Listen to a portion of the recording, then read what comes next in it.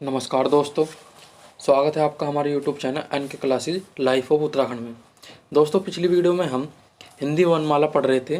वर्णमाला में हमने वन को जाना, वन क्या होता है, वर्णों के प्रकार, स्वर एवं व्यंजन को जाना, ह्रस्व स्वर, दीर्घ स्वर, संयुक्त स्वर को जाना है, और व्यंजन में अंतस्थ व्यंजन, उष्म व्यंजन, संयुक्त व्यंजन को जाना है तथा वर्णों के उच्चारण स्थान को जाना है। जैसे कंठ उच्चारण स्थान में कौन से बनाते हैं, मूर्धा में कौन से बनाते हैं, तालु उच्चारण स्थान में कौन से बनाते हैं, दंत में हमारे कौन से बनाते हैं, ओष्ठ में, आदि वर्णों के उच्चारण स्थान में हमने डिटेल से जाना है। आपने हमारी पिछली वीडियो को नहीं देखा है तो आप चैनल की प्लेलिस्ट में जाकर सभी वीडियो को देख सकते हैं, और चैनल पर नए हैं तो चैनल को सब्सक्राइब कर ले। आज का हमारा टॉपिक है वर्णमाला में शब्द रचना। शब्द रचना होता क्या है? शब्द रचना वर्णों के सार्थक संघात को शब्द रचना कहते हैं, यानी वर्णों के मेल को किसकी उत्पत्ति होती? शब्द की उत्पत्ति होती, शब्द रचना कहते हैं। वर्णों के सार्थक संघात को शब्द कहते हैं। जैसे राम, राम में हमारे रा हमारा क्या है? एक व्यंजन वर्ण है। आ हमारा क्या है? एक स्वर वर्ण है। मैं हमारा क्या है? व्यंजन वर्ण है। इन वर्णों को मिलाकर हमारे एक शब्द का निर्माण हुआ, एक शब्द का जन्म हुआ, जिसे हम शब्द रचना कहते हैं। जैसे श्याम, गीता, सीता, आकाश, देवता आदि ऐसे शब्द हमारे क्या है? ऐसे शब्द हमारे शब्द रचना के अंतर्गत हैं, यानी कि वर्णों के मिलाकर जो शब्द बनते हैं उनको शब्द रचना कहते हैं। शब्दों के रूप को, शब्द रूप दो रूप में होते हैं। शब्द के दो रूप हैं, सार्थक शब्द, निरर्थक शब्द। शब्द रचना में पहला है हमारा सार्थक शब्दों के भेद। सार्थक शब्दों के हमारे मुख्यतः 5 भेद हैं। पहला हमारा रचना के अनुसार सार्थक शब्द, दूसरा है हमारा उत्पत्ति या जन्म के आधार पर सार्थक शब्द, अर्थ के आधार पर सार्थक शब्द, काव्यशास्त्र के आधार पर सार्थक शब्द, विकार या प्रयोग के आधार पर सार्थक शब्द। सार्थक शब्द हमारे 5 होते हैं।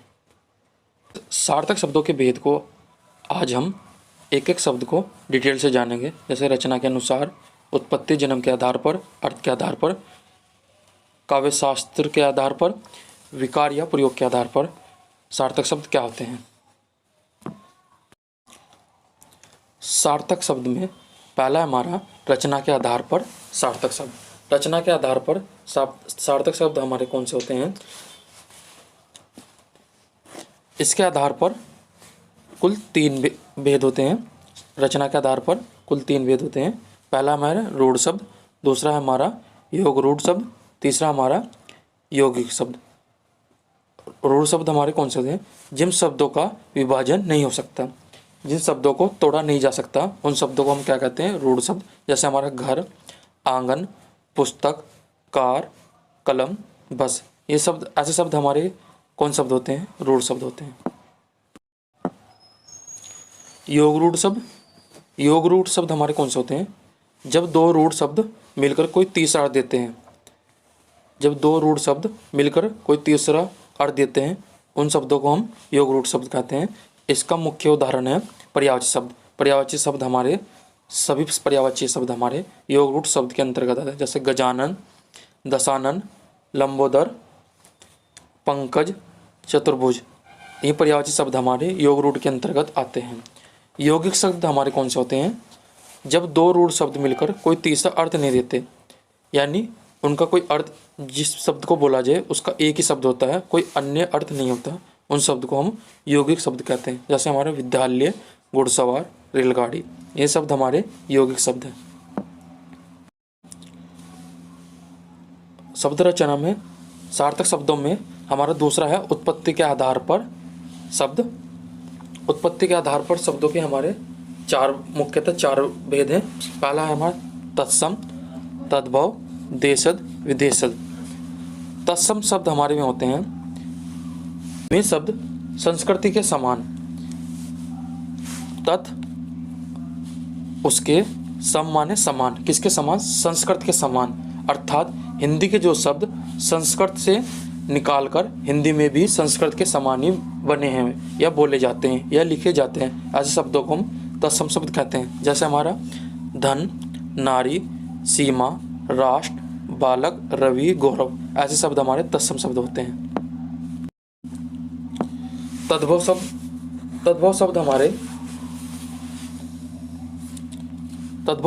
शब्द हमारे हिंदी में जो शब्द संस्कृत से निकालकर अपना रूप बदल दिए गए, ऐसे शब्द को तद्भव शब्द कहते हैं। जिन शब्दों का रूप बदल गया है उन शब्दों को हम तद्भव शब्द कहते हैं। जैसे कुकुर हमारा तत्सम है, कुत्ता हमारा तद्भव।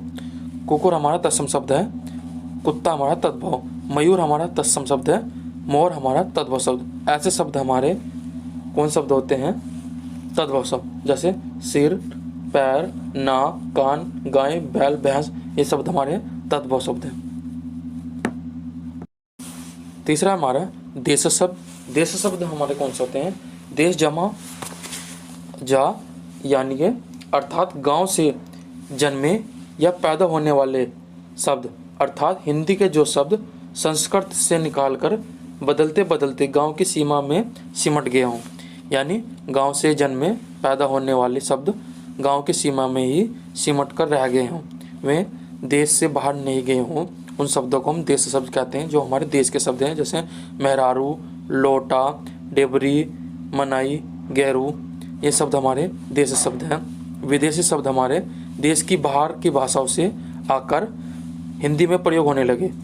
विदेश शब्द हमारे कौन से होते हैं? देश के बाहर की भाषाओं के शब्द, जैसे फारसी, तुर्की, अंग्रेजी, उर्दू, अरबी, इन बाहर की भाषाओं के शब्द हमारी हिंदी में प्रयोग होने लगे। ऐसे शब्द को हम कौन शब्द कहते हैं? विदेशी शब्द कहते हैं। जैसे ट्यूबलाइट, लैम्प, साइकिल, कफन, कुर्ता, पजामा, कुर्सी, मेज, काजू, किशमिश, ये शब्द हमारे विदेशी शब्द हैं। संकर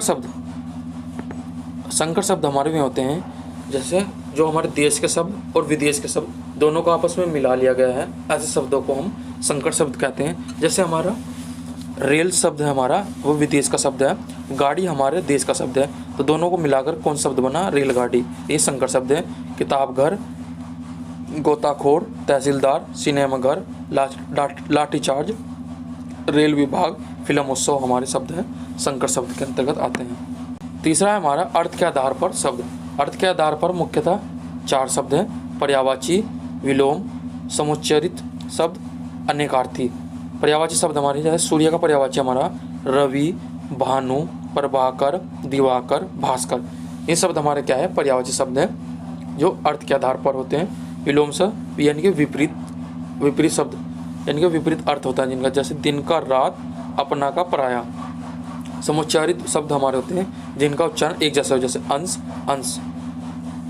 अनेकार्थी शब्द में होते हैं जिनका एक ही शब्द का अनेक अर्थ होते हैं, जैसे द्विज के अलग अलग अर्थ है, जिसका द्विज को ब्राह्मण भी कहते हैं, पक्षी भी कहते हैं, दांत, अंडज, प्राणी, चंद्रमा, ब्राह्मण, इन शब्द को क्या कौन से शब्द होते हैं? अनेकार्थी शब्द कहते हैं।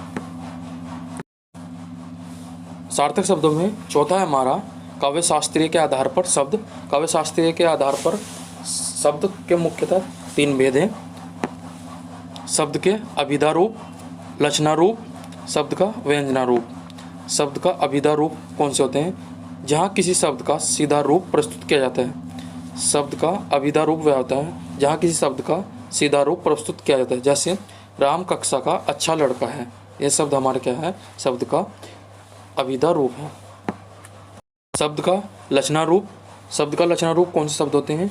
जहाँ किसी शब्द को कहने के लिए उसका लक्षणे में कोई दूसरा शब्द ला दिया जाए। जैसे राम कक्षा का शंकराचार्य है, शंकराचार्य हमारा दूसरा शब्द है जिसको राम कक्षा का शंकराचार्य है, उसकी तुलना शंकराचार्य से कर दी गई है। ऐसे शब्द को लक्षणा रूप कहा जाता है। तीसरा है हमारा शब्द का व्यंजना रूप। वे शब्द होते हैं व्यंग्यात्मक रूप प्रस्तुत होता है, जैसे राम गोबर गणेश है, ऐसे शब्द हमारे कौन से रूप शब्द होते हैं? व्यंजना रूप, शब्द का व्यंजना रूप होते हैं।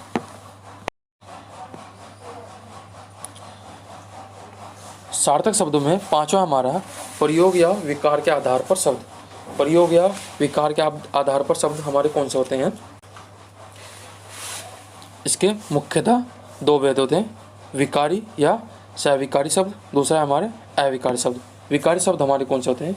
विकारी का अर्थ है विकृत या बदल देना। विकृत या बदल देना अर्थात जो शब्द प्रयोग के आधार पर अपन अर्थ बदल देते हैं, ऐसे शब्द विकारी होते हैं। ऐसे शब्द हमारे क्या होते हैं? विकारी। विकृत करना या बदल देना ऐसे शब्द हमारे विकार शब्द। जैसे संज्ञा, सर्वनाम, विशेषण, क्रिया, माता पिता, भाई बहन, ये हमारे विकारी शब्द हैं। अविकारी शब्द में होते हैं जो शब्द के प्रयोग के आधार पर अपना अर्थ नहीं बदलते, उन्हें अविकारी शब्द कहते हैं। अविकारी शब्द जो अपना अर्थ नहीं बदलते हैं, ऐसे शब्द अविकारी शब्द होते हैं। जैसे है, हो, अरे, अबे, किंतु, परंतु और या। संबोधनवाची जैसे है, हो, अरे, अबे, ये शब्द हमारे क्या है? अविकारी शब्द है। क्रिया विशेषण वाची शब्द हमारे धीरे धीरे, जोर जोर से, तेजी से, ये शब्द हमारे अविकारी शब्द हैं। समुच्चयवादी शब्द और, किंतु, परंतु, लेकिन अविकारी शब्द हमारे।